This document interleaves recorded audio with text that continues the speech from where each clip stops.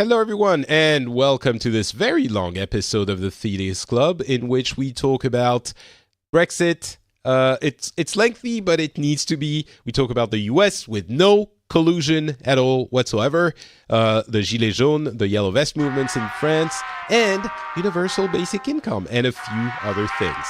This is episode number 125, and we're in March 2019.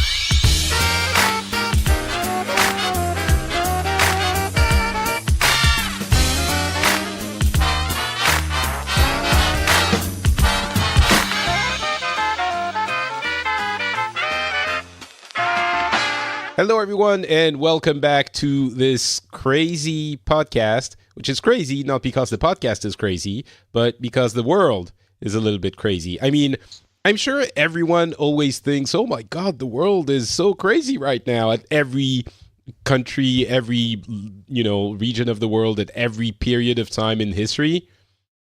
But the world is a little bit crazy right now. I mean, especially in the UK, and we're going to be talking about that. My name is Patrick Beja. I'm from France. I currently am in Finland, so we're going to be talking about France a little bit as well. We have Tony, who woke up early on another continent to join us on the show. He's from the US. Hello, welcome, Tony. Hello, Patrick. Thank you for having me. Thank you for waking up early. I'm very pleased that you continually brave our biases to come and show up on the show anyway. Well, I don't want to ruin the illusion that I'm so dedicated that I got up early, but today I actually slept in for about 15 minutes on my normal day, so this was a break. Well, I'm glad I could provide you with that opportunity. And lastly, that lovely laugh you also heard is that of Bruce, who is joining us from Scotland, in the part of the world that is providing endless, I want to say entertainment, but really despair to everyone else. Hey, Bruce, how's it going? Hi, Patrick. It's going okay. I think my section won't be long today. Brexit's quite simple, so I'm not really sure why you got me on. So, but there we go. We'll talk about it. Yeah, and I think, you know what? We discussed it before the show, and I think your exact words were, I wouldn't mind going first, so so I can get rid of the topic, so I can get past it. I can't remember how you phrased it, but yeah, get it over with. Get it over with. There you go. That's an English language expression. So we want to get it over with. I think you summarized the sentiment of the entire country and the entire, at least Europe. I don't know about the US. Well, we might ask that as well later. But yeah, we're getting tired of it. But we talk about Brexit almost every episode now, I think. Yeah. And that's to be expected because it's tantalizingly close. I don't know if that's the right word, but Bruce, what the hell is happening in your country? How far do you want me to go back? I guess that's the question. I think everyone knows. Let's go a few weeks back, maybe. The extended time. The people, I almost said something derogatory. The people in Parliament have to decide what they want. Yeah. Well, I think last time we spoke, there was Theresa May had gone to the EU and had finally agreed a deal with them, and she brought that back to Parliament, and they promptly rejected that deal. It was the biggest loss of a sitting government in history, from what I understand, or at least in a very, very long time, since the 1930s or even before then. She lost 432 votes to 202. So what happened then was she decided, well, it's been decided, I'll move on. No. What she did then was bring it to Parliament again, and it lost. Wait a second, sorry, I'm gonna call you on this. I'll move on. What do you mean I'll move on? She can't move on. No one can move on. It's like that's the problem. They're like in a cul-de-sac. It's a dead end, and they're trying to move forward against the wall, just trying to move forward. But you can't. yeah, I don't think it's fair to say she could have said, let's move on. Well, this is what she did. She kind of ignored the initial vote, or said, well, maybe Parliament didn't know the full facts. So on the 12th of March, she brought the deal again, and it got rejected again, second time. So Parliament basically said, no, we don't like your deal. What happened was the extreme Brexit right said, this is not what we want. This leaves us as a vassal state to the EU. This leaves us having to answer to the EU, but having no say. Basically, what they were saying was exactly what they said the EU was doing to us prior to the referendum. It's quite ironic in that way, in that the deal that she got pretty much lays out the situation, and in that they think the EU is somehow a dictatorship, and the UK had no say. What they didn't realise, or what they did and they just refused to tell people, is that as part of the EU, as you know, we have a say in what happens in the EU. We have vetoes. By we, I'm meaning the UK. We've got vetoes. We can stop countries entering the EU. There's lots of advantages. I'm sure you well know that the UK has, above and beyond what a regular member would have. I think there are two things here. First, as we've said from the beginning, and I think as everyone has noted, the membership of the UK in the EU was always a special kind of membership, because it got a lot of special authorizations and special situations that made the UK kind of it was the most tailored kind of membership you could imagine already before. But to be fair to the people who don't want the deal, they might say, well, this doesn't change anything, and if nothing else, it removes our decision power. What we want is to not be part of the EU, and we've said that already. So that deal doesn't work for us. Isn't that something that makes sense from their point of view? Well, it does when you say it like that, but when you put it into practice, for instance, there's a very prominent pro-Brexit guy his name's Darren Grimes, and the UK opted out of the Schengen zone because they wanted to have their own border controls, etc., and as well as the euro, but they opted out of the Schengen zone. And as we know, Switzerland are not part of the EU, but they are in the Schengen. But they still have certain regulations and certain laws that they need to stick to within the EU, but they don't have a say in them. Switzerland themselves can opt in and out of certain things, but they can't have a say on the whole thing as a whole. So anyway, look, what happened? This guy tweeted a couple of weeks ago, I've driven from Italy into Switzerland, and Switzerland part of the EU, and there were no border checks. And the response was basically, this is Schengen. This is the UK specifically said they didn't want to be part of this because they wanted their own control, etc., which has been given to them. And so what he was trying to say was, look, it's possible to not be part of the EU and not have border control, so it will be easy to do for us as well when we're not part of the EU. Okay? Yeah, but obviously Switzerland being part of Schengen, there are agreements that take the decision power out of the Swiss's hands for border control. Yeah.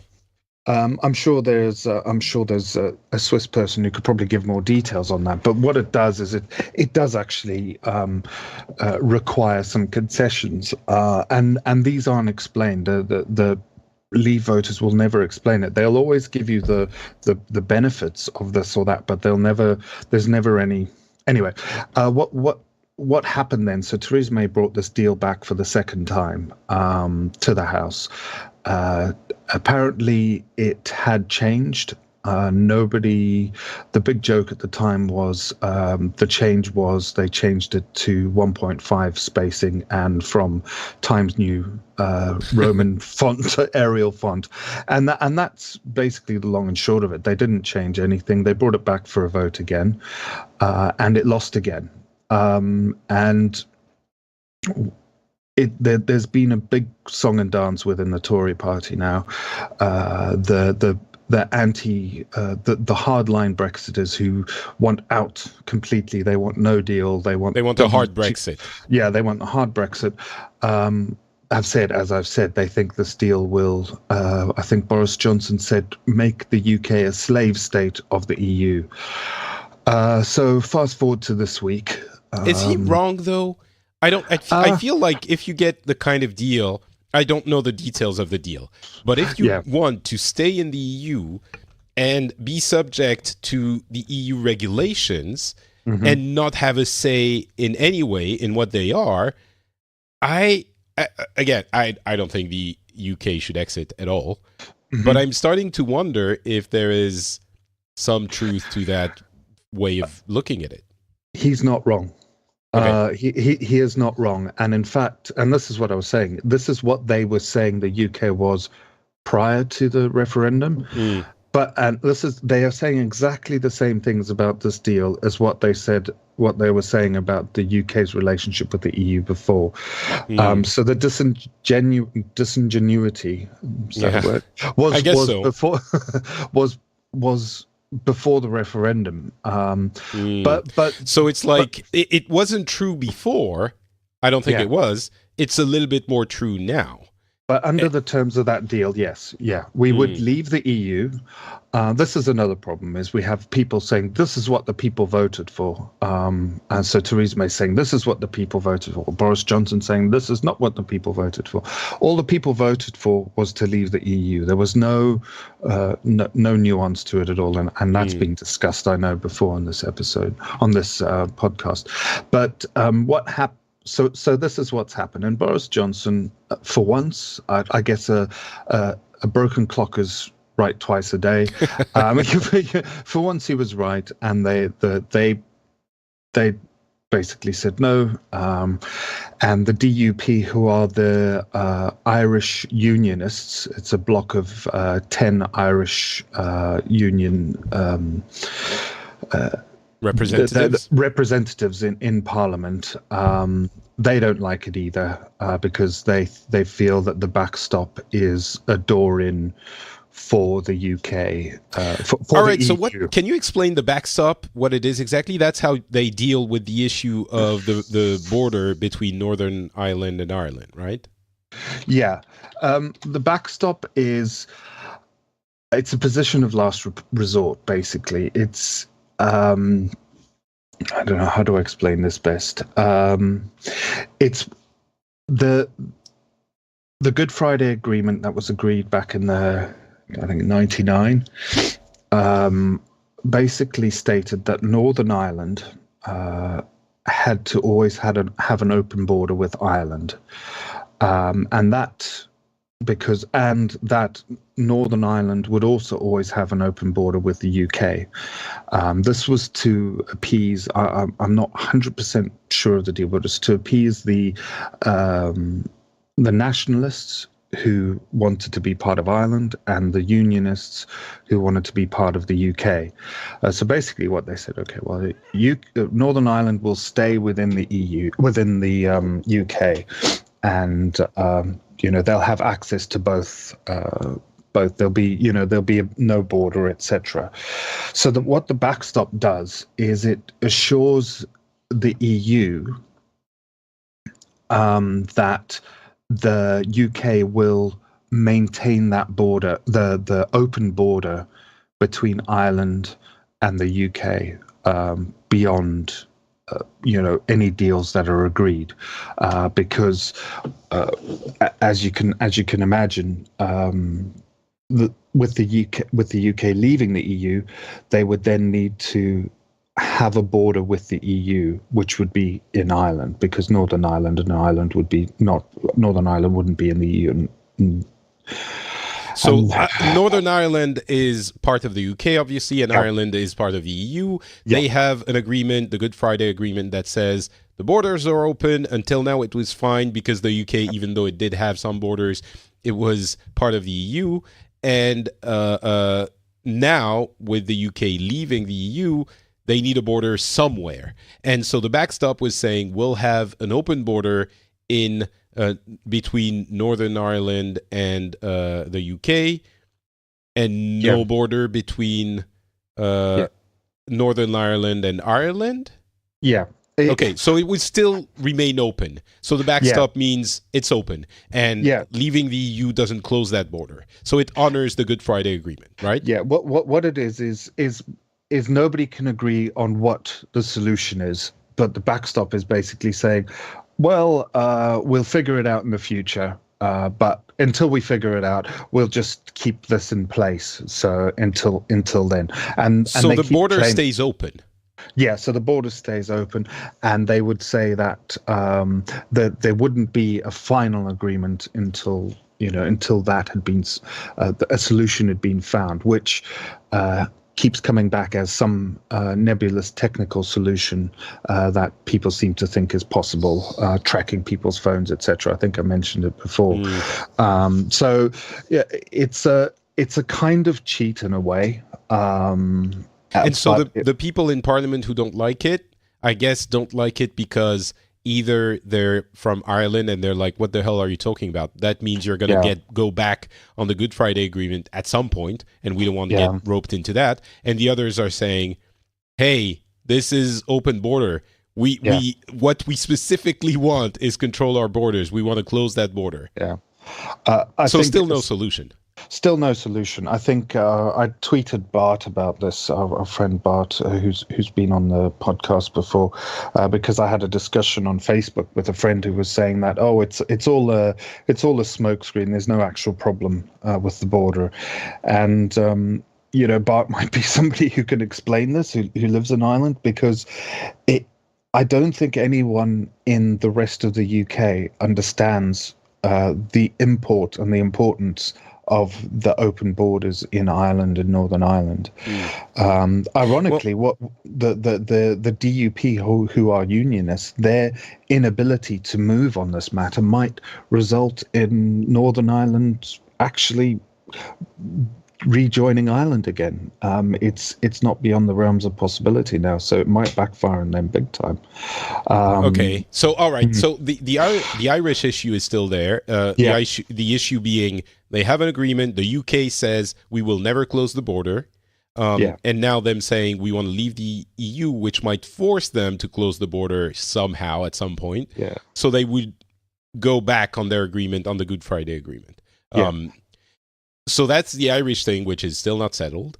And now my understanding is, so first of all, they voted no on 8 different variations of the deal. Yeah. I'll go back. Oh, sorry. I'll run through this quickly. What happened after the second vote that voted Theresa May's deal down was the Speaker of the House, John Bercow, who is he came back and he said, I'm not going to allow this motion to come again if there haven't been any changes to it, substantial changes to it.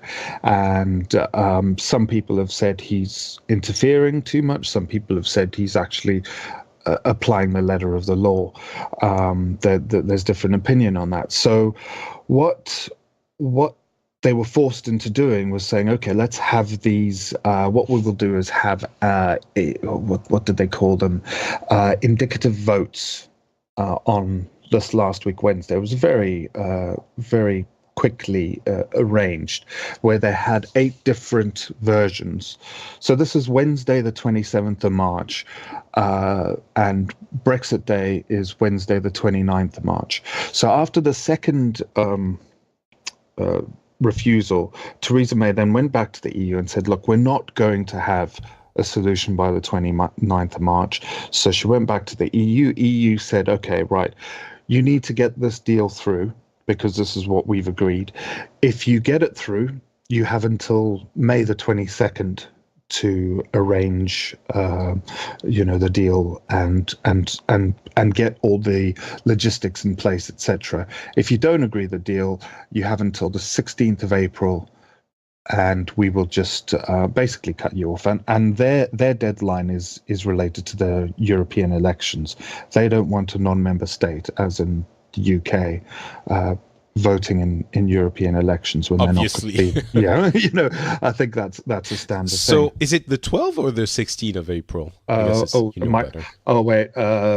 might be it is the 12th. Sorry, yeah. Okay. Apologies. It is the 12th of April. So what happens now is that there is a final vote, I guess, today, the day we're recording the podcast on the 29th, on the Friday. On the 27th, we had 8 different things put towards Parliament. They had a big vote, and basically they said no to each and every one. There were different options, like putting it back to the people's vote, to the people to vote. There was customs union. There was options from the Labour Party, from different Conservatives. No deal was on the table too. Wait a second. So Parliament voted no to no deal. Yeah, and that's the second time they've done that. They voted after they voted May's deal down. They had a vote on whether they would accept no deal. It was a non-binding vote, but it was a vote where they indicated that Parliament would not accept a no deal. I didn't realize they voted no on no deal. Yeah. It is so bizarre. I'm going to interrupt you for a second and go to Tony to get the American perspective on this. And maybe, Tony, you haven't really paid attention to this specifically, but it is so bizarre. I'm guessing at least some people are talking about it. Whether you're paying attention or not is another matter. But what do you think about all this? I really don't see much about this anywhere except in your content. So this show and things like that. So everything that I know comes through that filter. So it's probably pretty biased, although you did have that one episode of the pro-Brexit person, which I did listen to. I'm sitting here listening to it. That was just, let me remind people, the episode from January, we had Gareth, who was a pro-Brexit person. If you don't want to go back and listen to it, which I really encourage you to do that, he was as confused as we are now. Like, he was originally pro-Brexit, he voted leave, but now he wasn't saying, his conclusion was, maybe I wouldn't have voted leave, not because I don't want to leave, but because it feels just like the biggest mess the country has ever been in. And he was laying the fault at the feet of David Cameron, who originally started the vote, by the logic, which makes a lot of sense, which is, if it wasn't possible, then you shouldn't have asked the question. If it was this problematic, you shouldn't have asked the question. You asked the question, we should be allowed to answer it. And I think that makes a lot of sense. But, okay, if you want to go back and listen to it, go ahead. But, Tony, what were you going to say? Well, I was just trying to put this in a perspective that I can relate to, which is very difficult, because very different dynamics between the nations and the European Union and the United States of America, although we do have a union of states, so I guess there are some similarities there. I can only keep coming up with the idea that every time an election goes poorly for Texas, people in Texas start talking about wanting to leave. And it's kind of, it strikes me as a little similar. And I'm just, as you're going through this story, I'm just thinking about how awful it would be if they ever tried to leave, because they would be going through these issues. And I can't fathom it just like you guys can. It's crazy. I think it might be a semi-similar situation if Texas ever voted to leave, and the U.S. agreed that, all right, fine, you're on your own. And Texas, of course, it's a much smaller entity than the UK, but it was like Texas needed to start negotiating with the U.S. and with every other country in the world without being part of the U.S. Maybe that would be, but even the leaving process would be impossible. But all right, so Bruce, go ahead. What's happening now? Okay. I'm trying to get the timelines correct in my head because this week's been insane.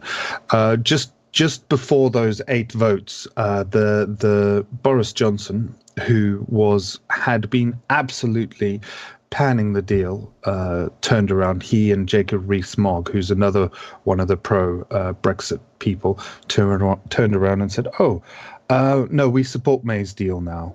We think it's a good deal," because what Theresa May did was said, "Okay, if you take this deal, if you accept this deal, I will stand down." So I wonder what the incentive there for Boris Johnson and Rees-Mogg were to suddenly accept the deal. The word on the street, I suppose, if you were to put it, and the opinion is that they suddenly saw an opening in the leadership of the Conservatives and they decided to change their minds. This, to me, you don't think it's possible they thought, listen, we're not going to get a better one, and that's better than no deal Brexit. So, well, that would have.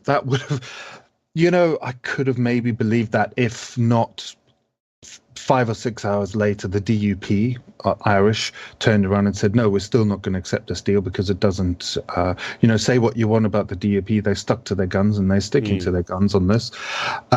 So Johnson and Mogg turned around and said, "Oh yeah, no, we don't want to support it now." So, it's an absolute scene in flip-flopping and political just knavery. It's horrible. So anyway, those 8 deals were all turned down. It's interesting to note, and I think it is, even though there was no on all of them, the number of politicians who voted yes was highest in the customs union and in the area where the putting it back to the people's vote. What's the customs union? Well, I don't know. That was Okay. it. It was that they just won a customs union with the EU, so something similar to what we have now, possibly. Right, so something like Schengen, essentially. Yeah. It might be we join that, which would be super ironic. And the no got the least support and most opposition. No deal, sorry. So now we go back. So we've got that. That's happened. And we effectively have not met the EU requirement of agreeing to Theresa May's deal. So the 12th of April is the de facto date where we will leave with no deal. And from what I understand, the EU is now saying, well, we have to prepare for that. So wait, there isn't another vote now? That's over? Yeah. There's no voting?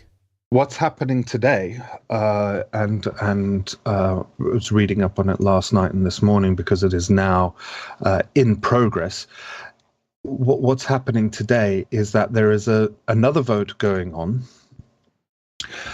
and it is only on I'm trying to get this right, the withdrawal part of Theresa May's deal. It's not on the future relationship part of her deal. So what they're hoping to there is say, okay, we've agreed on the withdrawal, so we have met your regulations in that we need to leave by the 22nd of May, as opposed to fallout on the 12th of April. Does this make sense? No, nothing makes sense. So they're voting on whether or not the hard Brexit would be, to simplify it, on whether or not on when the hard Brexit would be? No, what they're doing is voting on the hard Brexit. If we what the EU have stipulated is if we do not agree Theresa May's deal, we will have a hard Brexit on the 12th of April. Right. Just to make it clear again, maybe it's a difference of the way it's being talked about. As an EU citizen, you keep saying, oh, the EU has said this and what the EU has stipulated. I feel very strongly that the EU did not want any of this. And you personally didn't want it either. But this is not, it's funny because it hits me very strongly when you say the EU has stipulated. Yes, technically we've pushed it, so we've said on the 12th this is, but it makes me feel very strongly that this is not the EU stipulating anything. This is us trying to arrange what had been decided from the beginning, right? Well, Yeah, exactly. Donald Tusk came out this last week and said there was a march in London over the weekend on Saturday in which 1 million people attended. 1 million people attended, marching through the streets of London. That were attending to basically say we don't want to leave the EU. It was British flags, EU flags.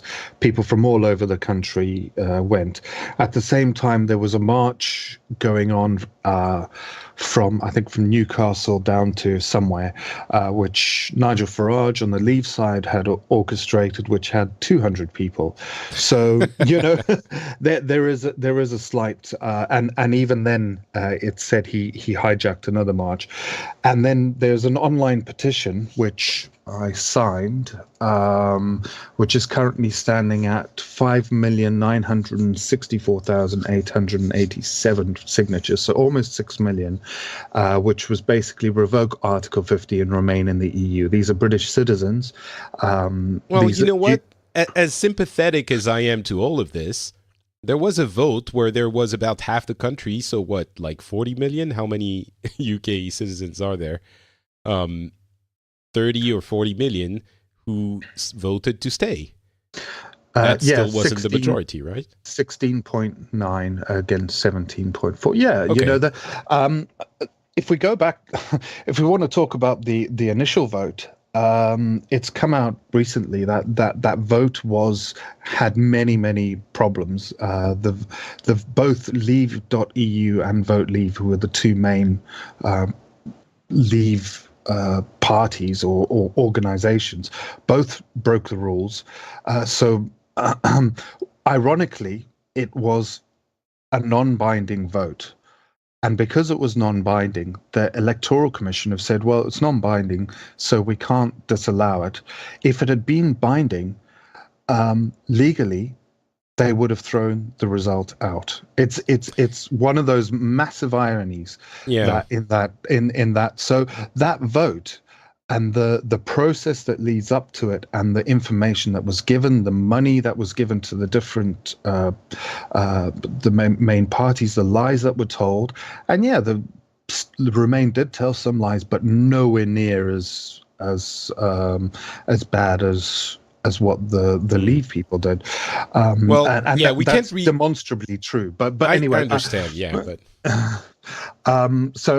6 million. And Donald Tusk came out and said, "I stand with the 1 million who 1 million Europeans who marched, and he stands with the 6 million people who signed, or 5 million back 2 days ago who signed." And he's come out and he's acknowledged the European citizens, us Europeans who are stuck in this, not wanting to leave the EU, who want to be EU citizens. So I'm very much with you there, Patrick. I'm very much with you in that the EU are just turning around saying what they have given every single concession, and no matter how people try to say, oh, they're forcing us into that or this or that, it's a negotiation process. And they are doing what's best for the European citizens. There's no doubt about it. And I cannot blame the EU negotiators in any way for their stance on this. So yeah, I've got nothing more to say on that. I guess it's simply put, yeah. So what's I understand your frustration because you are an EU citizen and you're going to be forced to not be one very soon. So I guess my conclusion is it's looking like no deal Brexit is what's going to happen. And there would be a lot to discuss about how, all of this would be very, would be worth a lot of discussions, and it will happen in the future. I guess everyone who is on the Remain side thinks this is a grave mistake, but I think now we're probably going to have an answer. Like in 20 years, maybe there's a 1% chance that the Leave side saying, "Hey, we would be better off out of the EU." which again, I and many other people think is bullshit. Well, in 20 years, we'll know, and we'll know for sure, right? At least there's that. Maybe it's better. Maybe you're going to be better off. It's a possibility, but at the moment we don't know what's going to happen in 2 or 3 weeks. So, well, it seems you're going to leave the EU. Well, right? if this deal is again shut down, if they vote against it this week, today, sorry, if they vote against it today, anything is on the table.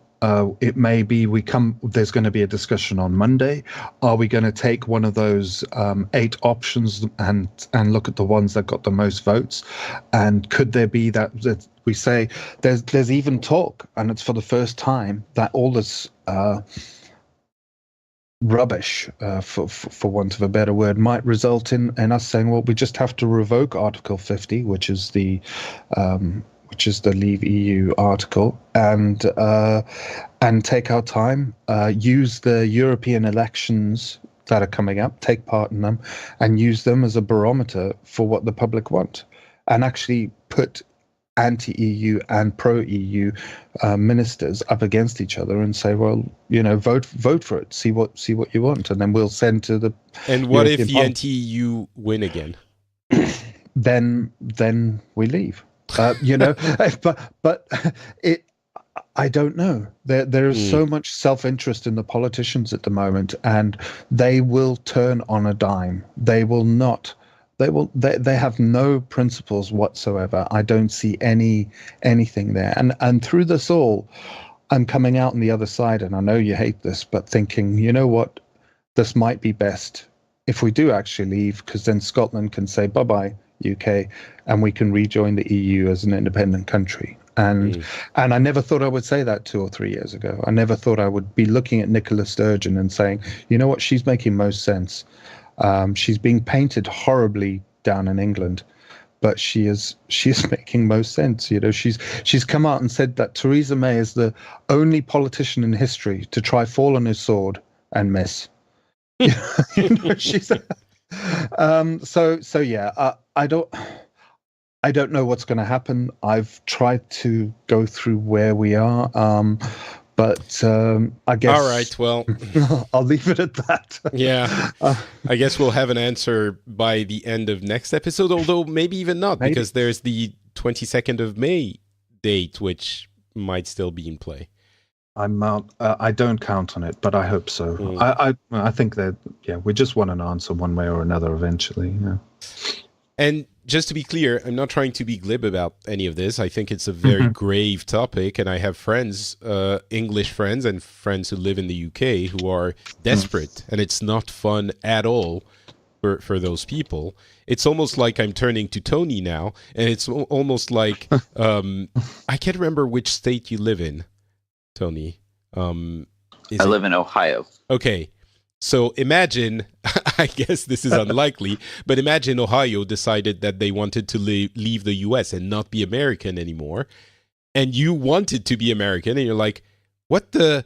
I want to be American. I love hot dogs and Star-Spangled Banners. And you're like, well, no, you're not, I guess in the case of the US, you could more easily move to another state and still be there. But anyway.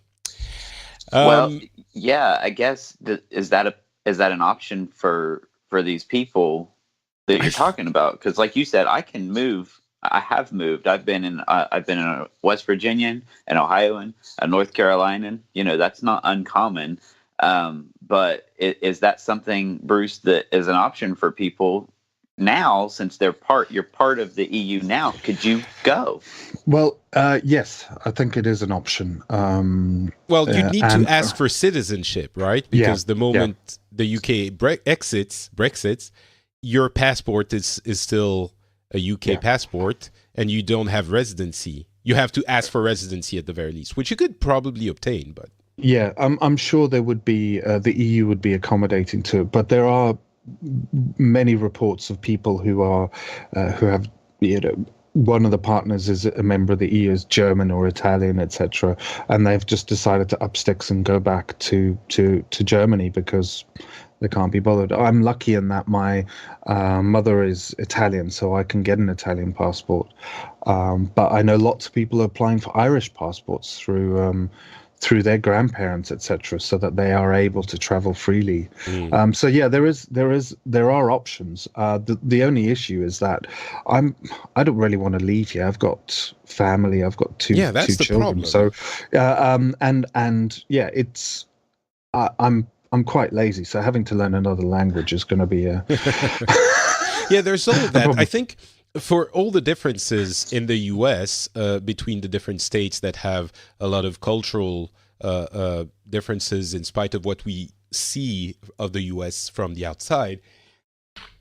Apologies. In Europe, obviously, if you want to live in Germany or in France, it's very, very different propositions. And I don't know, maybe it's just as different in the U.S. between, California and Ohio. It's probably not the same kind of life. I agree with that. That there's language. Our language is all the same for the most part. We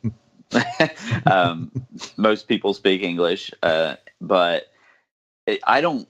Your example of Ohio leaving, I don't think that is beyond the realm of possibility. I mentioned Texas because that does come up. I don't know if you guys were aware of that. It comes up every time an election happens.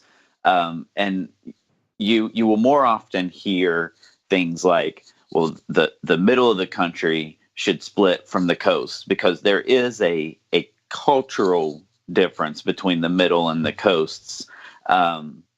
But you wouldn't see one state, and I don't think it's going to happen either way that anyone leaves. Yeah, but obviously. I would see it much more of a possibility, although remote, that your middle states could say, well, we're fed up with the coast, and that's a whole different conversation. But that's what I could see happening, although that's been attempted in the past and it went very poorly for the country as a whole.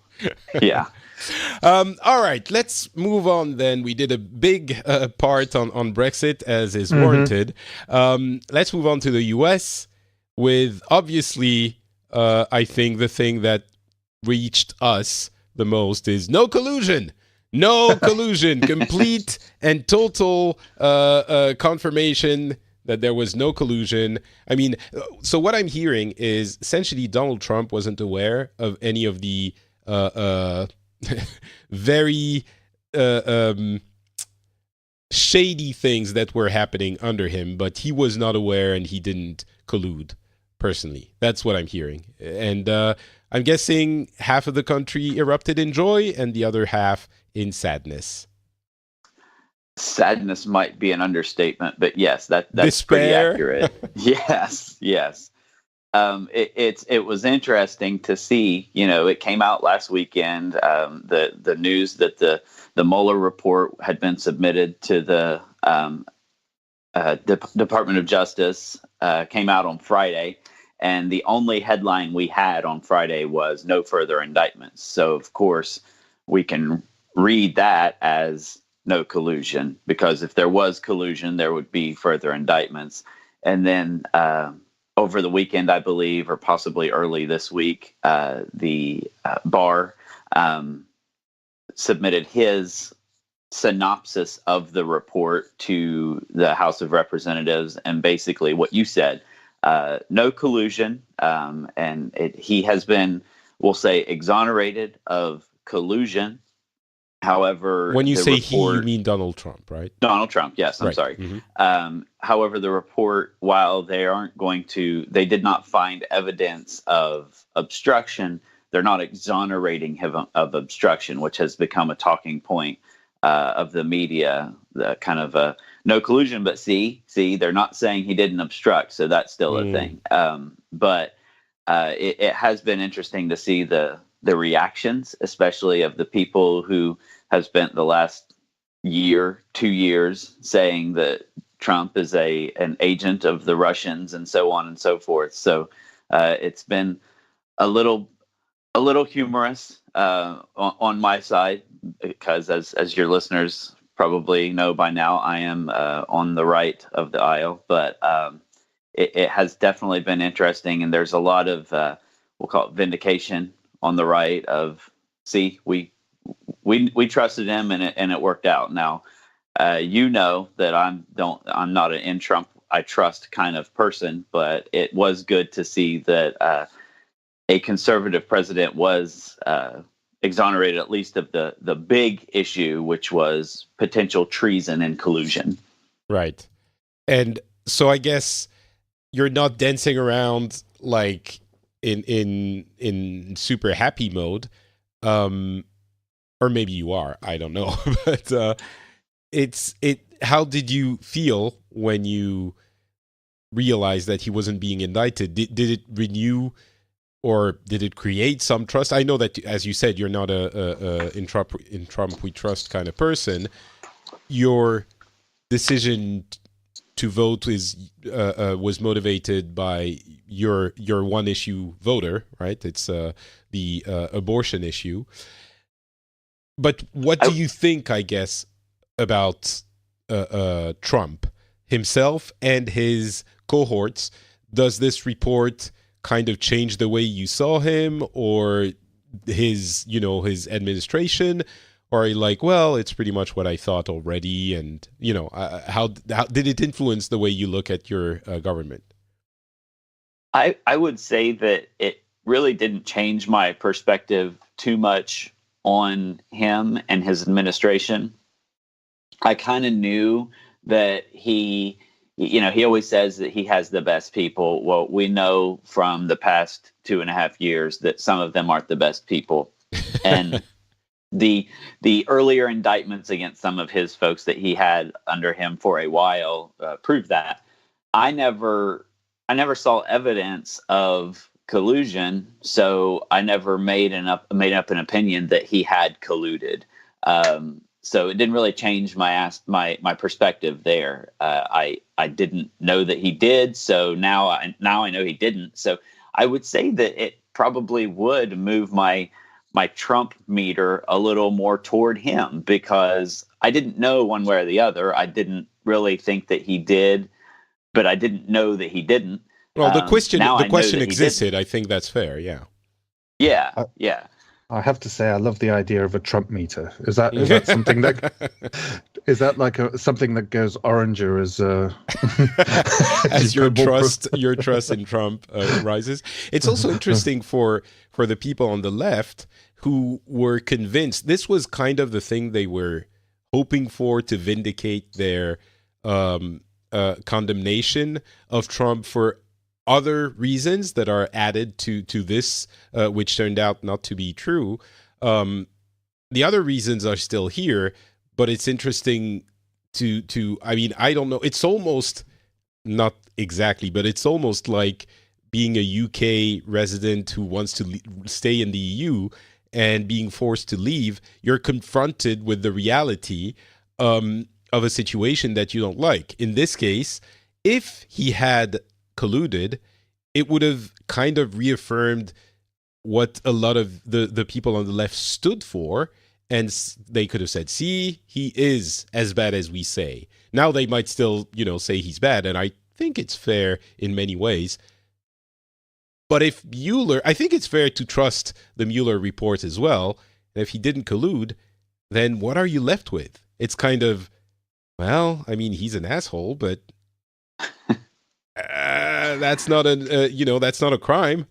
Yes, there are many other things that you could say about him, including possibly some things that would be illegal. But this one was the big one. So I don't know. I think it impacts the identity of some people quite a bit. What's really interesting now, after this has come out, is the people that won't accept it. When we're talking mainstream media personalities and mainstream politicians, and to be honest, they're playing to their base. The presidential candidates on the Democratic side are playing to their base. They're saying what their base wants to hear, which is, well, I'm not going to accept the report until I see the full unredacted report. Well, that's probably not going to happen, because there are legal procedures that disallow the full report to be presented publicly. And that has nothing to do with Trump. It is because they've probably found things in that report that might not have been good, and maybe were illegal, but they weren't. Probably not were illegal, but they may not have been good, but they weren't in the scope of the investigation. Right. And our procedures won't allow them to present that publicly because it didn't relate, and they're not going to prosecute. So and I think it's the fair. full report's not going to come out. And I think it's fair. That's how, the law works for many different valid reasons. I also think if things had been reversed, I think roles would be reversed. The left would be claiming moral victory, and the right would be saying that they won't accept the report until they see the full report or whatever BS is currently being shoveled by the left. I do think there is some element of frustration that is valid, though, and I wonder what you think of it. In that there are some, at least from what we've heard, there are issues with the president's direct entourage, like his son and his son-in-law having themselves actually, I don't know if the legal term is colluded, but certainly having had discussions and interactions with Russian operatives and not having reported them to the FBI, et cetera, et cetera. And that, I think, is also, maybe the splash don't quite reach Trump, but it's certainly not a nice attitude. What do you think of this? Does it play into the way you look at it at all, or not really? So first of all, the legal term is conspiracy. Collusion is not an actual thing. All right. But I don't know. Of course, I haven't seen the report, and I don't know where people are. And we know that there were conversations. That's proven. That there were conversations between, I can't remember if it was Trump Jr. or Jared Kushner and the Russian, or maybe both. I believe it was both, yes. And the kind of conversation where the Russians say, hey, we have dirt on Clinton, and that kind of thing. If you're a good American stand-up citizen, you should probably go to the FBI, is my understanding.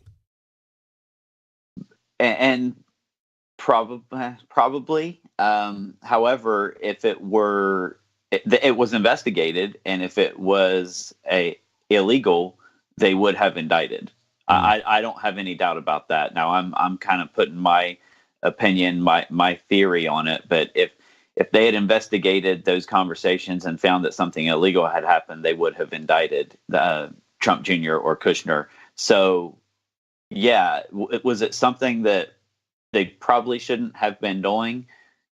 Probably, but was it illegal like it's being made out to be? Probably not, or I feel like there would have been an indictment. So that just goes back to prove the whole thing of not necessarily the best people. And, I don't like, and I don't know that this is whataboutism. I think for whataboutism, you have to be saying it's okay for your side because the other side. I'm not saying it's okay for my side, but both sides in that election have been shown to have communicated with other nations that weren't necessarily friendly to the United States in order to get opposition research. So don't like it either way, but let's not pretend that the other side. Yeah. Are you? I hadn't heard about this, but are you sure that the Clinton campaign, like at a serious level, communicated with foreign operatives to get dirt on Trump? That's my excuse me. That's my understanding. Okay. Do I have proof? Of course not. I'm a dude in Ohio, but that's my understanding. Yeah, that's okay. I'm not going to let you get away with this. Like, I'm a dude in Ohio. In the case of Trump, there was an actual investigation. And if you say, and maybe I'm wrong, maybe there is some actual valid suspicion or even proof of that happening on the Clinton side. But I feel it's a little bit easy to say, well, I've heard that maybe this happened on the other side too, so it's kind of the same. It doesn't seem to me to be the same if the investigation, the serious investigation, happened on the Trump side and not on the Clinton side, and the investigations that happened for the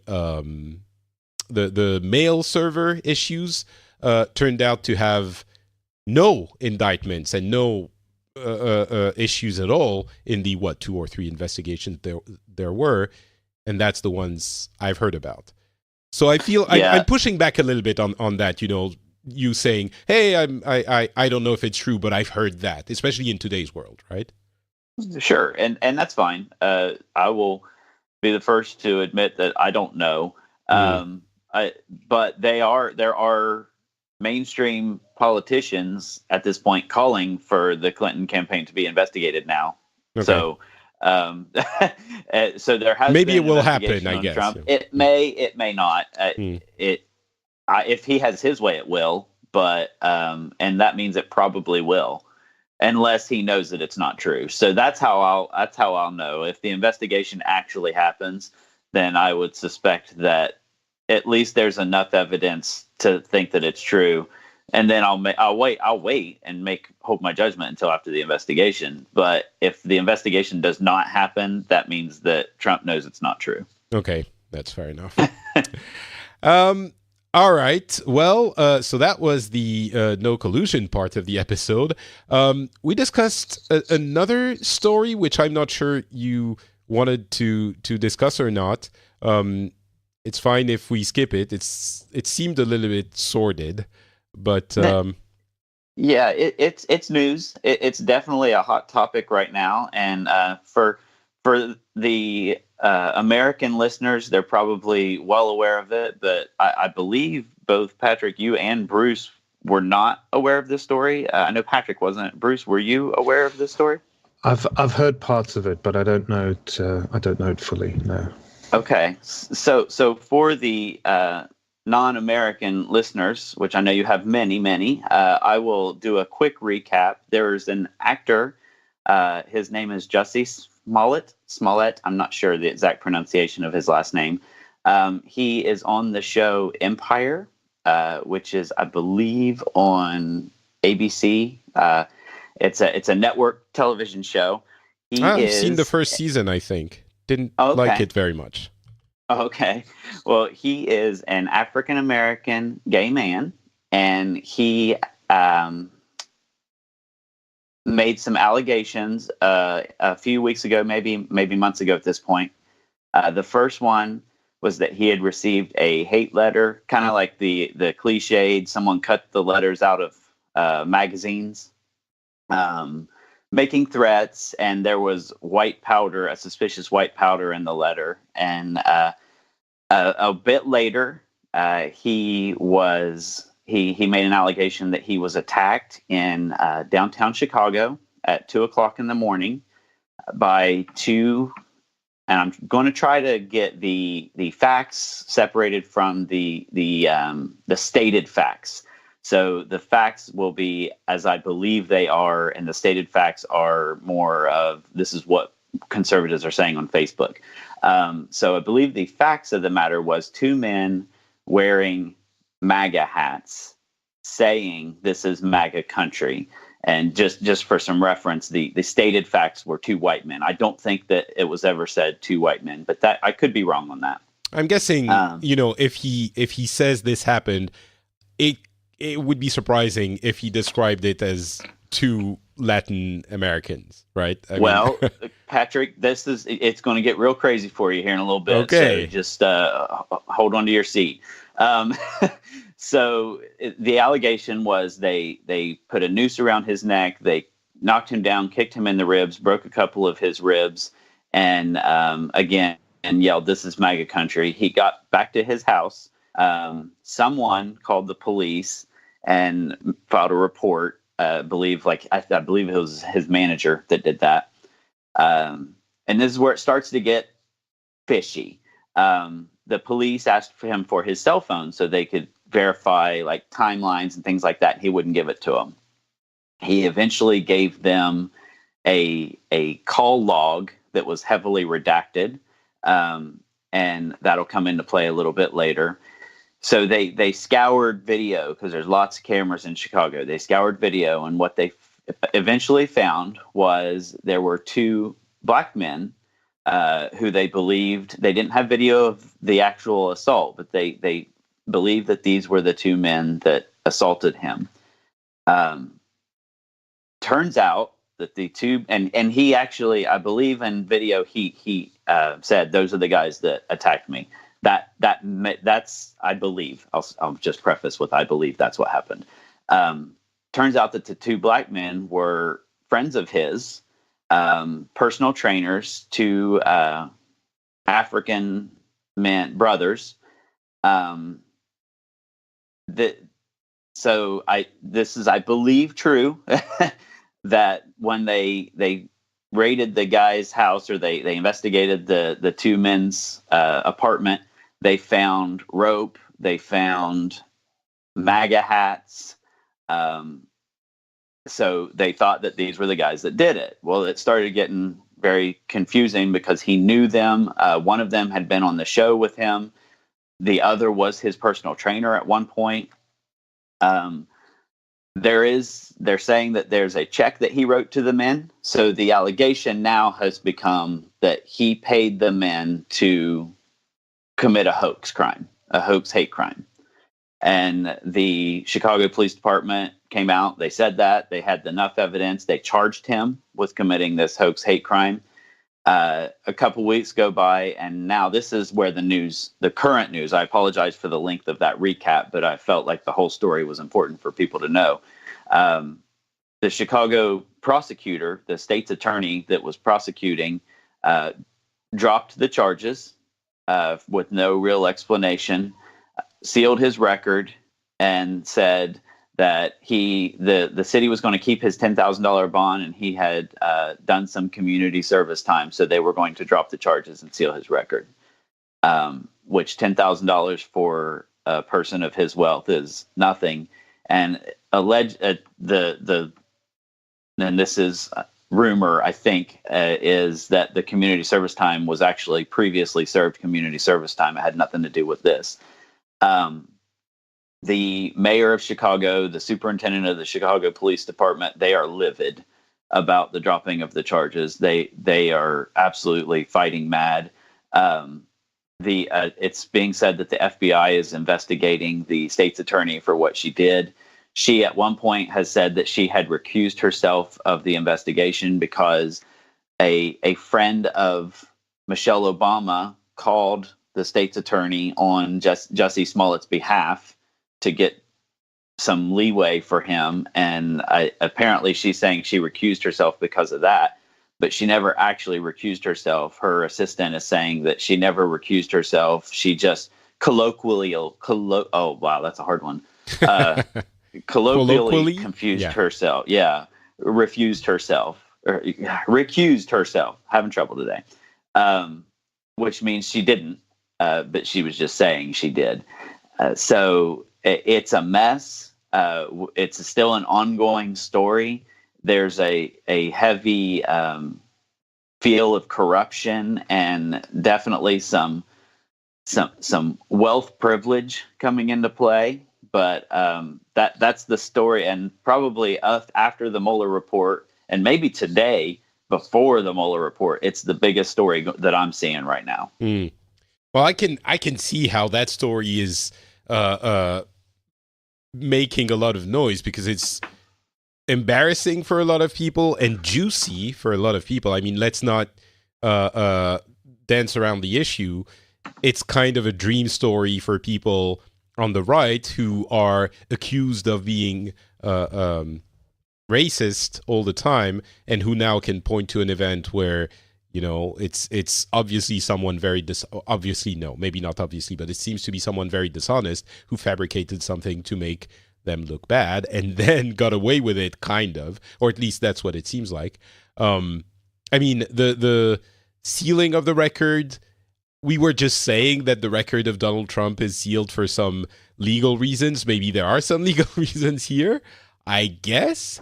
But do you feel like how do you feel about that story? Is it is it are you coming at it like, hey, look, this is how it always goes, and the leftists try to make us look bad, and now we have proof?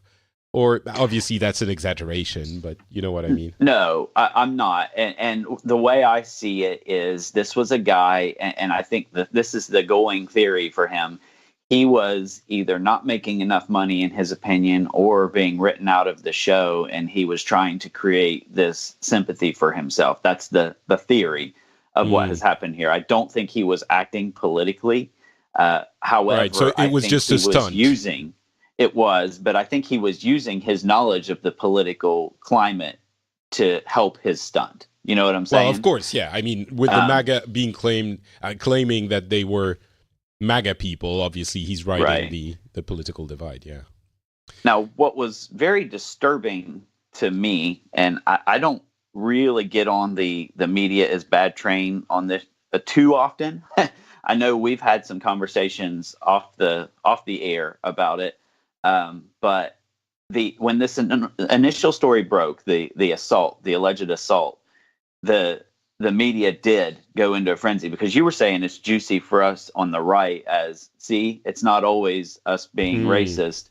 Well, it was juicy for the left because, see, I mean, literally the headlines were America is a horrible racist place. There were mainstream, like presidential candidates saying this was a modern day lynching was the term that two of them used, Cory Booker and Kamala Harris. And this was before any knowledge. It was the allegation. And I get that.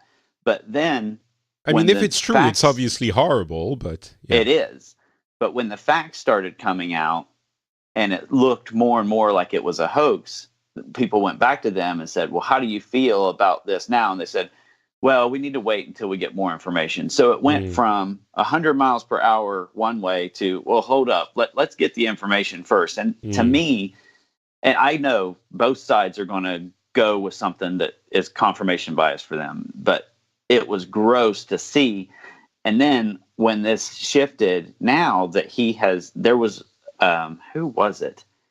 Brian Stelter, who is a mainstream media personality, after the charges were dropped, said, well, Jussie Smollett has gone from victim to villain, and now he's a victim again.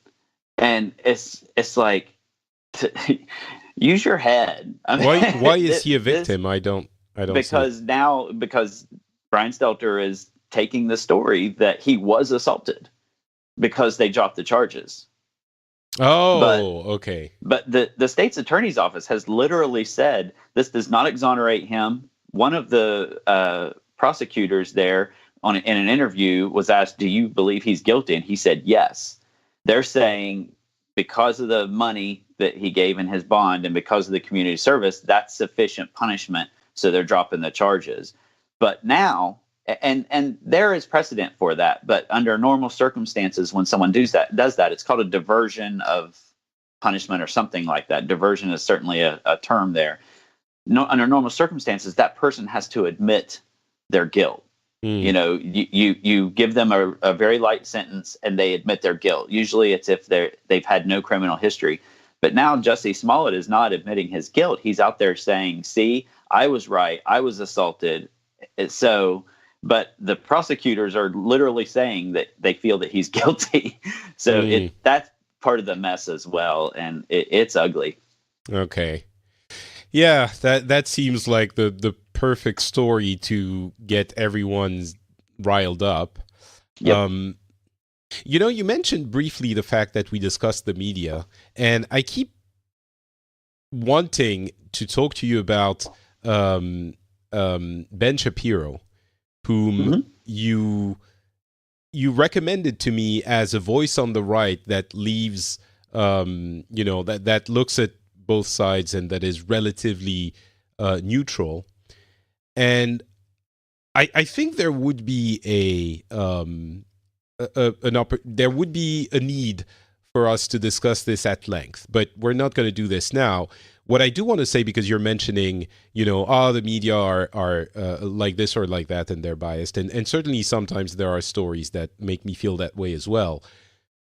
But it was a little bit, I even want to say hurtful to me that you consider Ben Shapiro as a measured voice, because I listened to, 3 or 4 of his episodes on your recommendation, and I feel I'm a measured voice. I feel I listen as much as possible and consider what other people, how other people look at situations. And I feel Ben Shapiro is the opposite of that. Like your contention, your estimation that he's balanced was, and I'm not trying to say, it was hurtful, like, oh my God, you hurt me. That's not at all. Like I'm I'm trying to say I felt the complete opposite. Like he might not be as, actually, I felt he was just as biased as anyone else. And what concerned me was that if in America you look at people like this, and to be fair, I now look at people on the left side, like the talk show hosts like,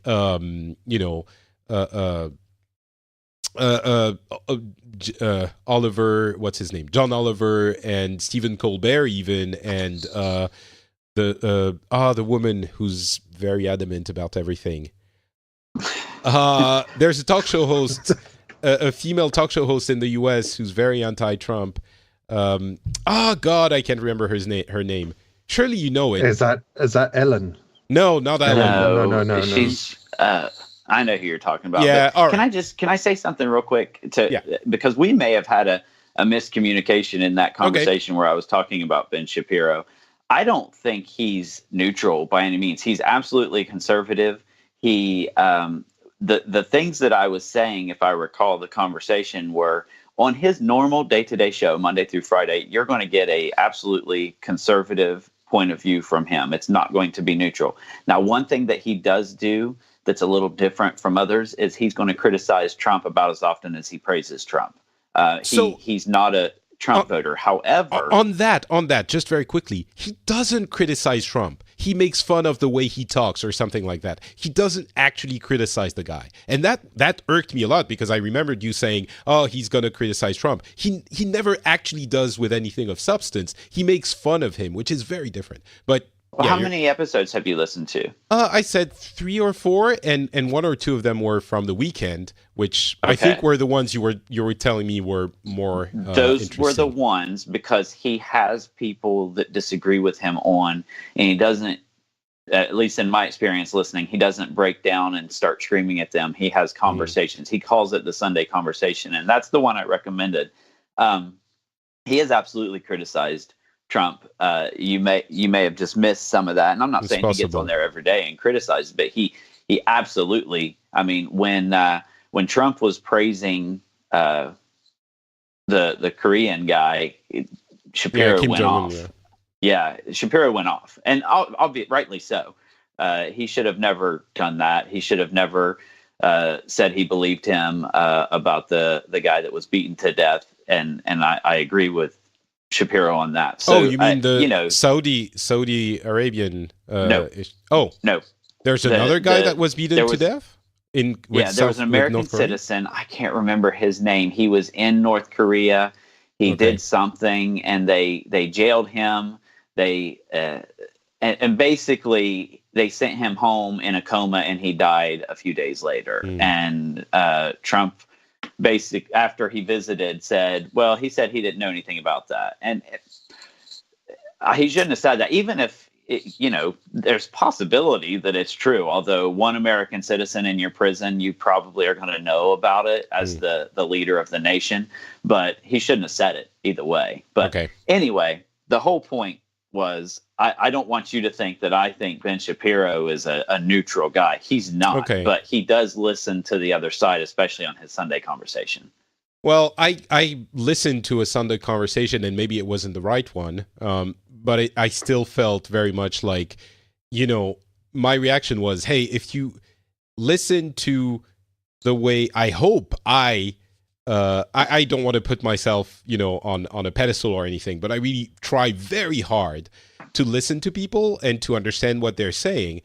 And I really felt, even on the Sunday conversation that I listened, the one or two I listened to, that Shapiro was not doing that. And not even a little bit, And maybe I didn't listen to the right one. Maybe it was one where he was, he had a bad morning or something. But everything about him, everything about Shapiro, to me, is indistinguishable from every other Fox News type pundit that I see in here and there. He is giving himself the appeal. He's saying, "Hey, I like to listen to these people and to have." And I'm not how does he? I can't remember exactly how he says it, but he's saying I'm trying to have a fair assessment or whatever. But saying it isn't enough. I really hope that the people, and this is maybe more about myself and my insecurities than it is about Shapiro, but I hope that the people listening to this show get that kind of value out of it and get the kind of effort that we are all together. It's not just me, it's everyone who's coming on the show, yourself, Tony and Bruce and everyone else who comes on the show and tries to actively stop for a second and think about what they're talking about and what they're saying and being actively making an effort to counter that training we've all received since birth to be of one biased opinion. That's not easy, and that is important. And I really didn't feel like, I understand you're saying Shapiro is a right-wing voice, but I didn't feel any of his sincerity in the shows. And I didn't listen to just one. I listened to 3 or 4. Anyway, I wanted to mention it. We often, you and I, Tony, come to kind of a gentleman's disagreement. Like, all right, I can see where you're coming from and I see why you think that way. I disagree. But on Shapiro, that is, the hill I will die on, at least with the 4 episodes. So I wanted to mention it and to let you know that it didn't work for me. Maybe I should listen to more of what he says. I don't know, but probably not. And I know, Patrick, that you are not fishing for compliments, but I'm going to do it anyway. Oh, thank you. I was actually fishing. My plan worked. Go ahead. Well, fine. Oh, you're horrible. You are right. If there's a blueprint for listening and being measured and trying to hear both sides, it's absolutely you. Otherwise, you wouldn't have me on, obviously. I mean, I've seen some reactions to my presence that they're not usually pretty on your show. I mean, so, but the fact that you have me back shows that you're willing to listen, you're willing to get multiple viewpoints. And I have told you myself, the conversations that we have adjusted my thought processes on certain issues. So I'm certainly not ready to go out and hang a sign for Bernie or anything, but I'm definitely adjusting my point of view, and it's all because of this show. And I think this show is probably one of the best things out there, and I recommend it to everyone I talk to. All right. Well, thank you very much. That was, it wasn't that I was fishing, but I will take the compliment. So thank you very much. And I hope that the audience applies this. I hope maybe there are other people and other shows that do the same thing. I know there are a couple of podcasts that try to be as neutral as possible. It's not even about neutrality. That might be a bad way of putting it, but trying to listen to the other people, which is what I always say. But it's very rare, and that's what we need nowadays. Anyway, all right. Bruce, anything to say about the U.S.? I kind of forgot to ask you because I figured you're so embroiled in your Brexit mess. But anything to add to all of that? Yeah, I've got nothing to add. I just want to pile on with what Tony was saying, that it's important for us to keep talking. And I think we've said it before, but most of the world's problems are here because people have stopped talking about their political views, because they've stopped having conversations, difficult conversations, where you actually you actually critique your own understanding of the world. So I hats off to Tony for coming back and repeatedly coming back despite the crap that possibly I've also given him on the Discord. And it's great that we have people willing to talk, and I'm definitely, because of this show, searching out more right-wing views and trying to get myself better. So thank you, Patrick. You really need to pimp this show more on other shows you're on. It's the other thing I want to say. I try, but it's such not a sexy thing. It is super unsexy. This show is the least fun thing you will listen to in your daily commute as a podcast.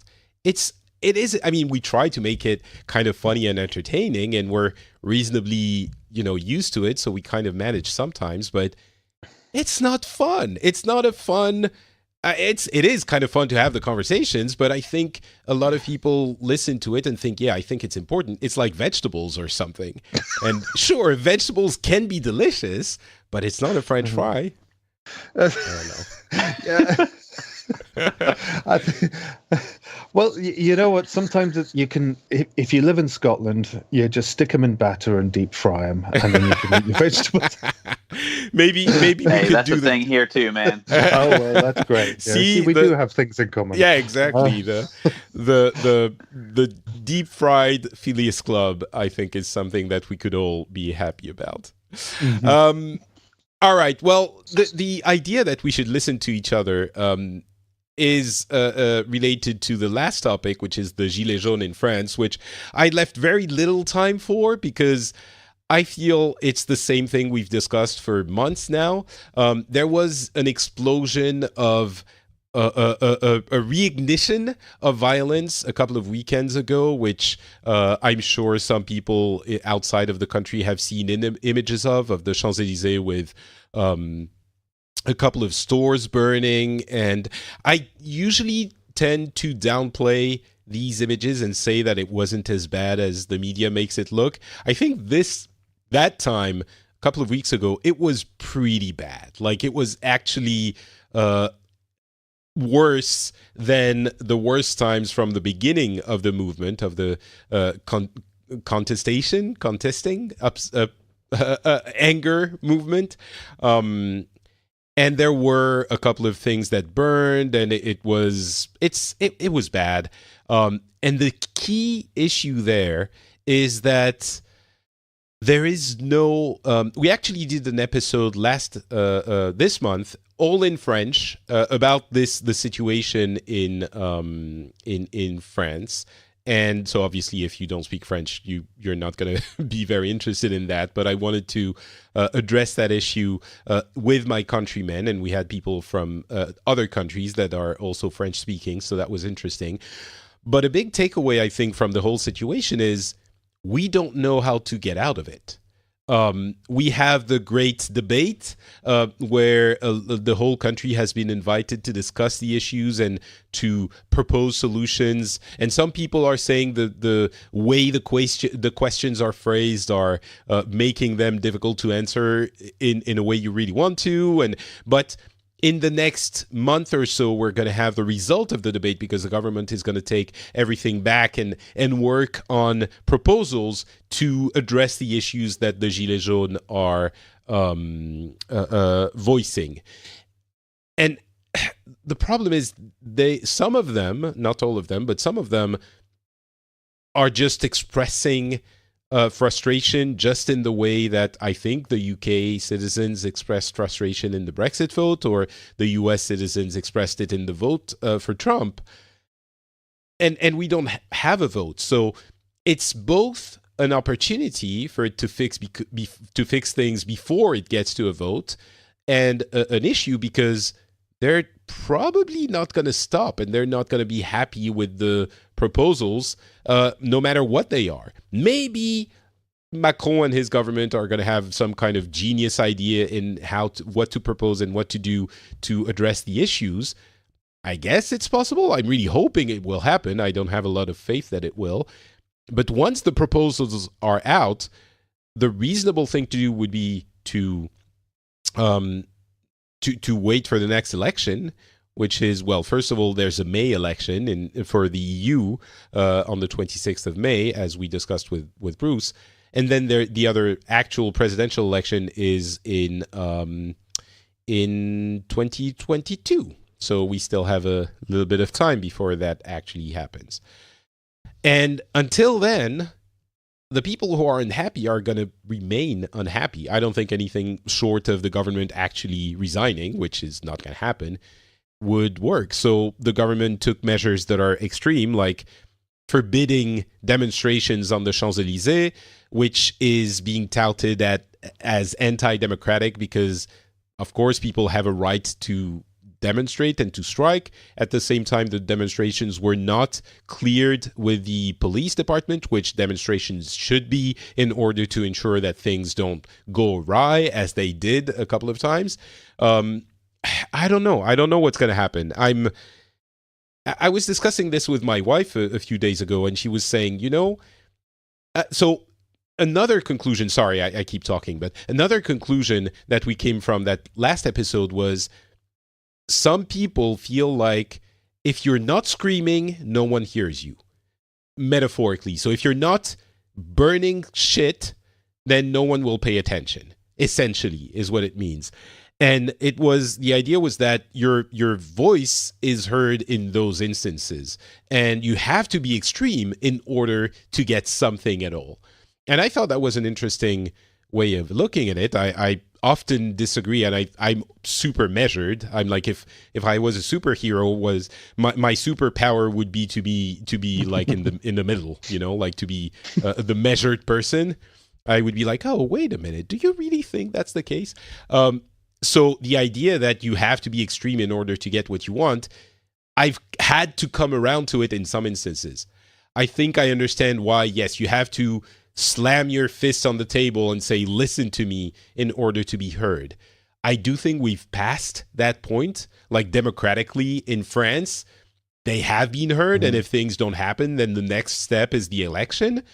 But I understand that sometimes, you need to act angrily. And certainly you guys in the US and the UK have seen examples of that in the past few years. But my wife was saying, you know what? The actual most powerful weapon you have is the vote. And maybe that is what's happening now in France, is France being reasonable.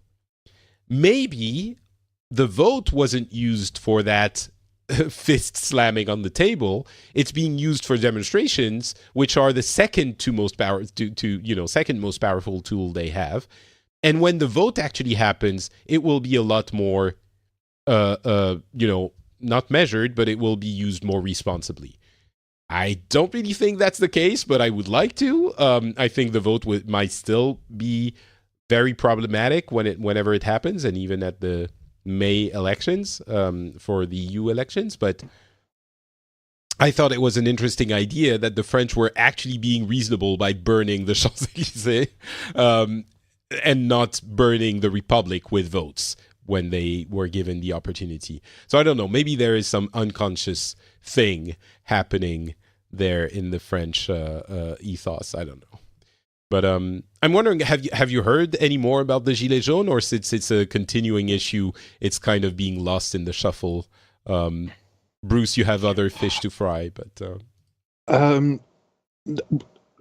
I think the we haven't heard much more. No, I saw something on a site where they were saying it's getting more violent, but we have our own yellow vests here. The nationalists. English nationalists in particular have taken up the yellow vest as their symbol. So it doesn't really have a good connotation over here now anymore. So it's kind of viewed not very. I don't think many people are talking about it. I'm certainly not with anyone I'm speaking to.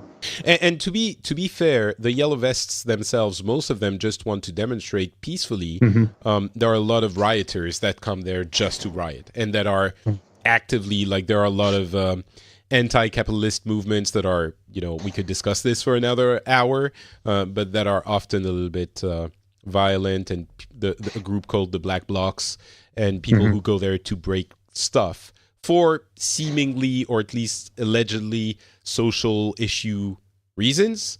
But yeah, Tony, do the U.S. care about the yellow vests anymore? Or, I mean, there were the stores burning on the Champs-Élysées, so surely some media outlets were using it to further their agenda, right?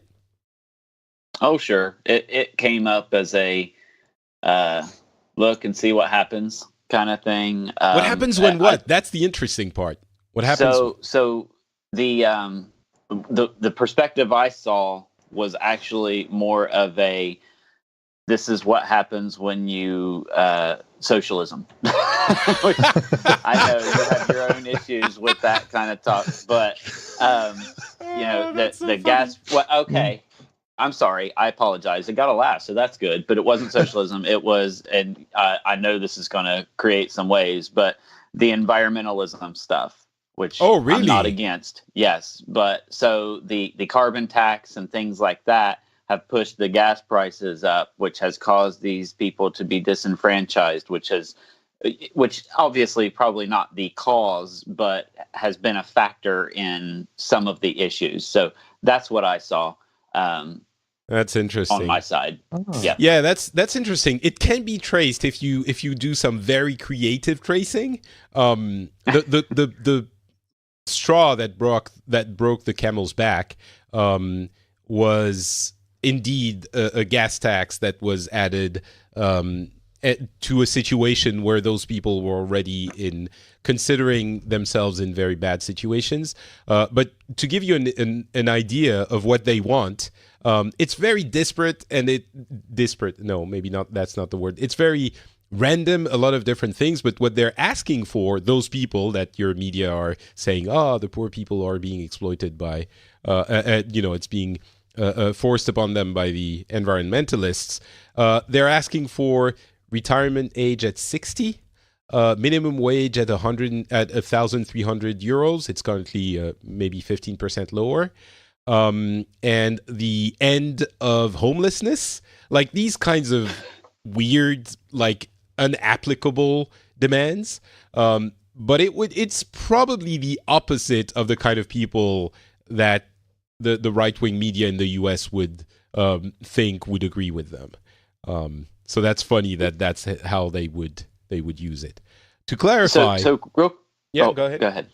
No, go ahead, Tony. I was just going to say, with your minimum wage, what is that based off? What time frame is that based off of? Is that like per month, per week? Oh yeah, per month, of course. Per month. So the minimum wage is set, and it hasn't gone up in a while. It follows inflation mandatorily every year, and it hasn't gone up beyond inflation for a long time. And since inflation is pretty low, it means that minimum wage hasn't gone up in a while, and it's fairly low. If you're on minimum wage in France, it's hard to make a living. Now, of course, you have healthcare and education and unemployment benefits and all of that, so you have a lot of safety nets, so it's not as hard as it would be in the US, but it's not like luxurious life if you're on minimum wage. It's not what anyone would want. But sure. And you said 1,000 some euros a month. You have any idea what that would be in an hourly wage? It would probably be around $10, 10 euros an hour. But of course, we had a lot of taxes, so that would be after tax. I think it's about 10 euros, which would be $12 or $13, something like that, per hour. Yeah. So the current minimum wage, the minimum wage they're asking for is an arbitrary increase of 15% or something. So, and that's not going to happen. Yeah, there's a push here by a lot of people to push the minimum wage to $15 an hour, and it's been shown that pre or post tax. It's pre-tax. Pre-tax, okay. It's pre-tax. Yeah, of course our taxes is less, I believe. Right. But it's been shown that just hurts business, and as it results in a loss of jobs.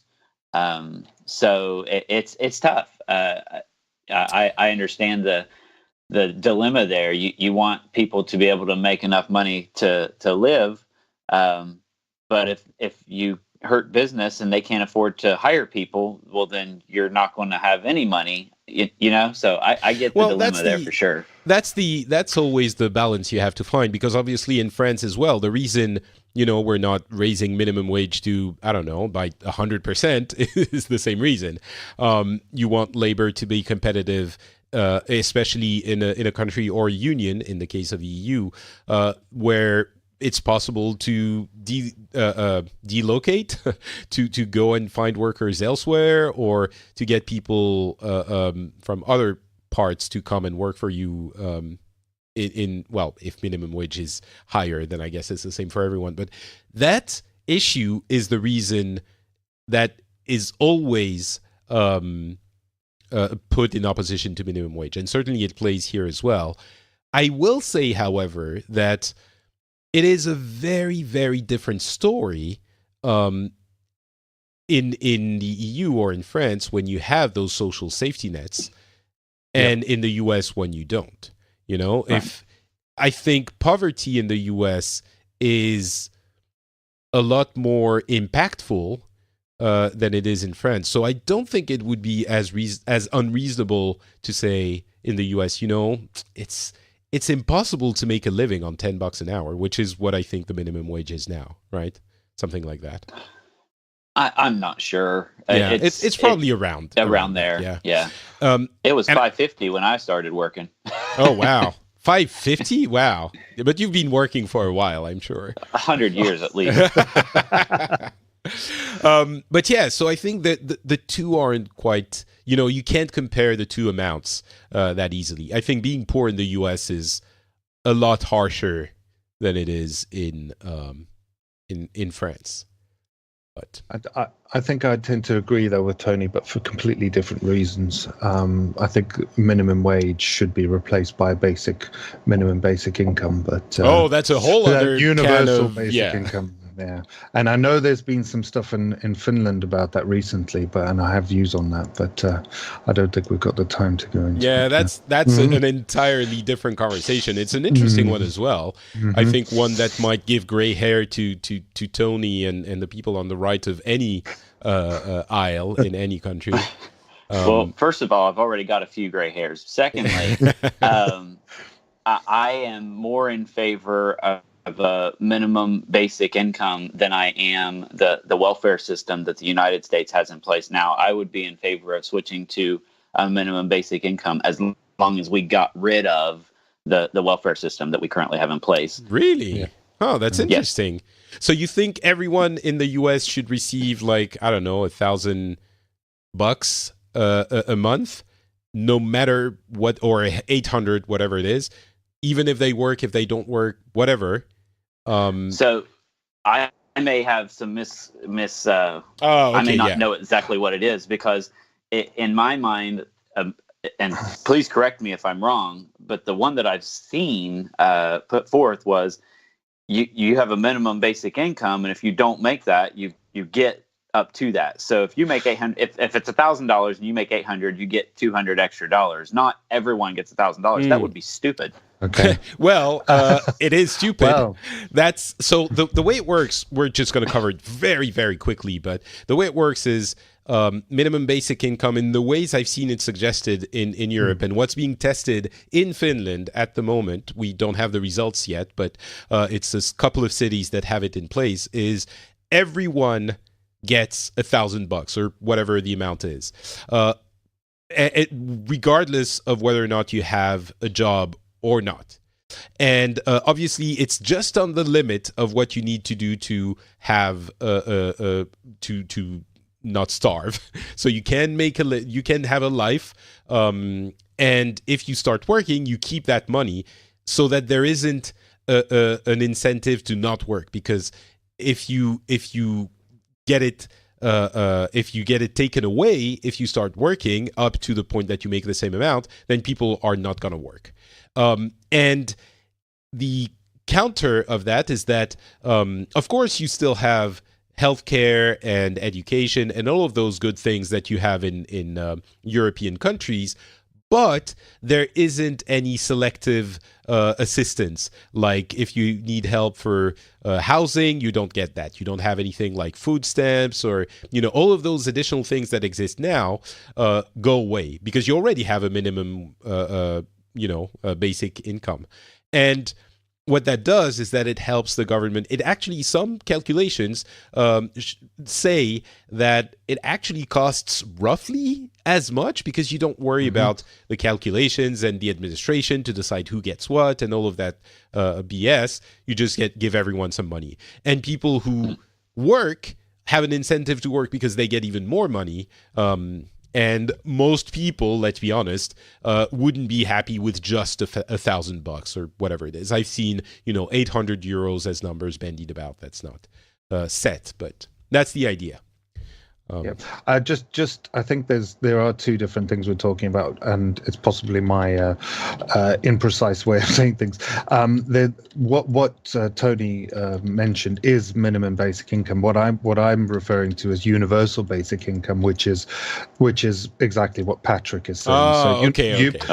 UBI is everyone gets £1,000 a month, no matter whether you work or not, and what happens with that is that wages actually decrease a bit to compensate for that. So what happens is everyone gets a little bit, and then wages are slightly lower in that people don't really necessarily need the money to pay for their rent. They just need the money to be able to get Sky Sports or something like that, or cable TV in America, etc. It's a big debate. There is definitely many sides to the story, but the more and more I look into it, the more I see it makes sense. Especially since, and I will add, where I work is you talk about people getting benefits, etc. I work in health and social care, and we have people get lots of money from health and social care, and rightfully so, as people with disabilities and older people, etc. But there is a lot of money spent on deciding eligibility and even rooting out people who are faking it, who are not as many as you would think, but it's still a lot of money spent on it. So yeah, there are a lot of aspects to it, and I would love to if I was to have my ideal job, it would be in that field and researching that, to be honest. Yeah, it's a really interesting idea. I don't think most people are saying outright, yeah, let's do it, it's going to be awesome. But I think a lot of people, the thing with this idea is that initially, I think any sane, reasonable person is going to look at it and think, this is just dumb. Like, what are you talking about? And I think that's the initial reaction of everyone, myself included. And the more you think of it, the more you look at it, and when you realize it doesn't really cost more, and et cetera, the more you think, well, I don't know, maybe, like, let's think about it more, let's study it more. And of course, everyone is aware there are issues, like it could mean people don't feel like working a lot, and it would, but the rosy view of it is like, everyone could decide what they do and they would have more freedom and they wouldn't be enslaved to the idea that they have to get that much money. But then you're like, well, if people start working less, then there are less taxes, and then how do you pay for all of this? And all of these are valid. But I think the assessment of it quickly goes, not quickly, but for many people goes from, this is just dumb, stop wasting my time, to yeah, that's actually, it might be interesting. I don't know if it works for you, Tony. You seem to think it was dumb from the beginning, but well, I just thought the idea that, well, I'll just use myself, that I would get an extra $1,000 a month. That's a waste of $1,000 a month. Not that I couldn't use an extra $1,000. You know what I'm saying? But I don't need it. Of course, yeah. I don't need that to survive. I don't need that even to be comfortable. So that just seems like a waste of a lot of money. But if you're saying that it's proven that the fact that you don't have to administer it, you don't have to monitor, you don't have to figure out who gets what, ends up saving. I guess I see that. And if it's cheaper to just give everyone $1,000 rather than make sure everyone gets up to $1,000, then I guess that's good if it's cheaper. Yeah. I don't know that it's proven, but I think some studies show that it would cost it roughly the same. But of course, as you know, with every study, some people will say, well, this doesn't take into account this and that. And I think the main worry is if it means that some people are going to work less, a part of the population is going to work less, then it reduces the amount of tax. The calculations are being made with the current amount of tax, but if that gets lower, and that's why some countries are trying it out to see what happens in some localized administrations. So it's yeah. One thing I didn't like the sound of, and I can't remember, I believe it was Bruce that mentioned it, but it may have been Patrick. The idea that if I get an extra $1,000 a month from my government, that my employer might pay me less $1,000 a month. I don't like the idea of relying more on the government, and this is my conservative nature coming through. I don't want to rely on the government more just because, and my employer less. I want to earn my money through my employer. Does that make sense? Yeah. I think that's a valid valid concern, because it might not necessarily mean your salary is reduced by 1,000. It might be 500, so you might be 500 up. I think that these sorts of things are definite things that need to be discussed. I'm not saying. I'm an advocate for UBI, and I think it would be a good idea. And I think the human race as a whole needs to get beyond this idea that that we're all lazy, wouldn't help each other in if we weren't getting paid for it. But there's always going to be situations that arise from it. I mean, for me, what it comes down to, and the ultimate thing, is that, bluntly put, we have enough food in the world to feed everyone, and automation over the next 10 to 50 years is going to make it so that we don't actually need humans, or we need very few number of humans to create food. So basically what we all need is food. And if we have that, then why is it that people are still struggling and starving? If all the automation in the world, we have robots picking our food, delivering it to us, and pretty soon delivery trucks are going to be Google controlled. They're not going to need drivers. What's going to happen to all those people who have those jobs? I think it's very unfair to them to say, well, your job got taken by a robot. All the money's going to go to Jeff Bezos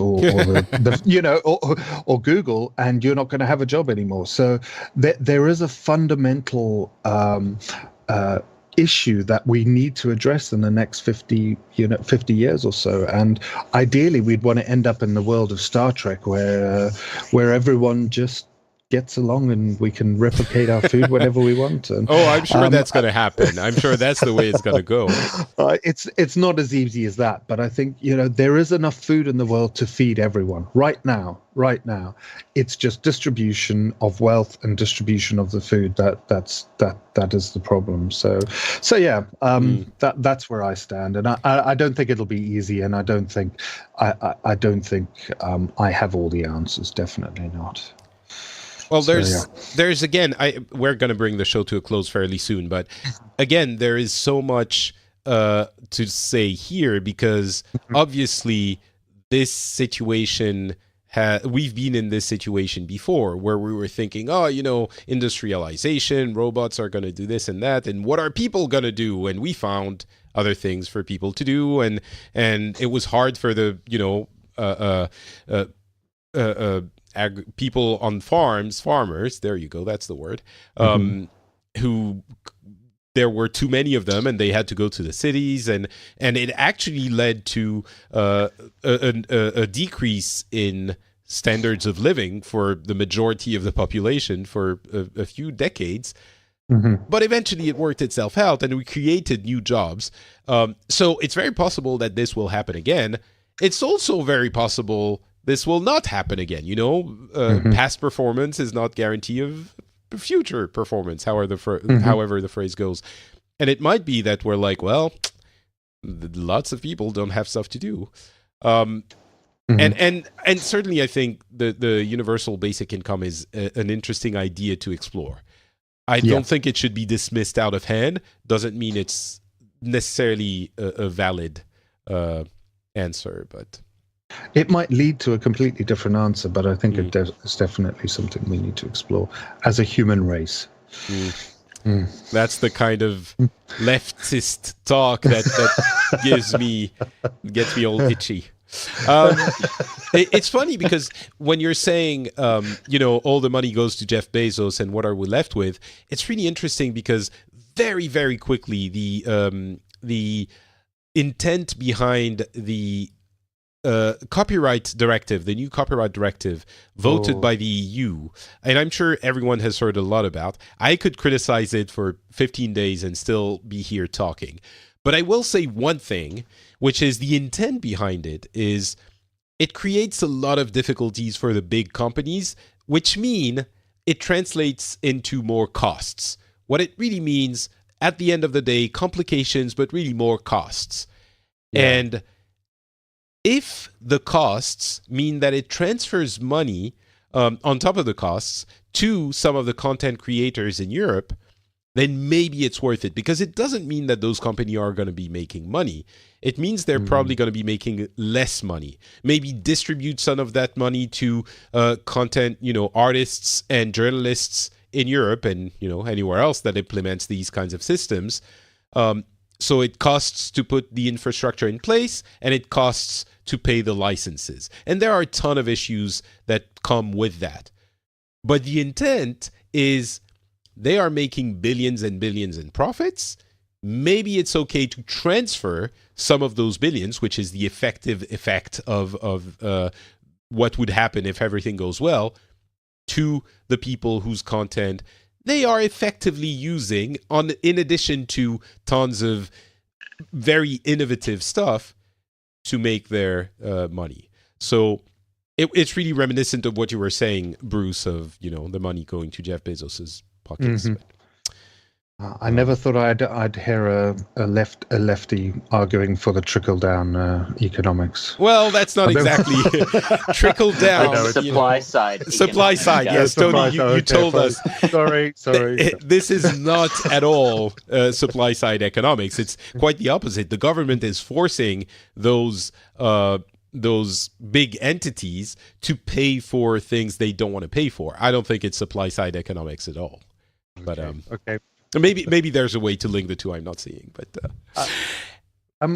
just a quick question on that, Patrick. I saw something on my Twitter feed the other day, and I didn't investigate it. But did some MEPs vote the wrong way accidentally? Yeah, there was some Swedish MEPs who voted the wrong way on another. No, it was like a preliminary thing, which was giving the opportunity to vote on removing those articles.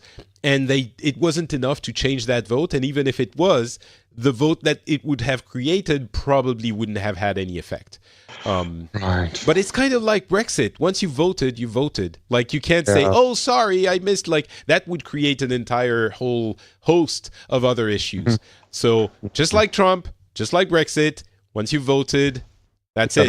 It's done. You have to live with it. Okay, well, I play Warcraft with some Swedes, so I understand how they can make a mistake like that. They always construct the wrong structure. Yeah. I'm not even going to go into it. Yeah. All right. I think almost 2 hours. Jesus, people. Oh, sorry. Yeah, that's. But it was lovely. That slice of deep fried Phileas Club was amazing. So.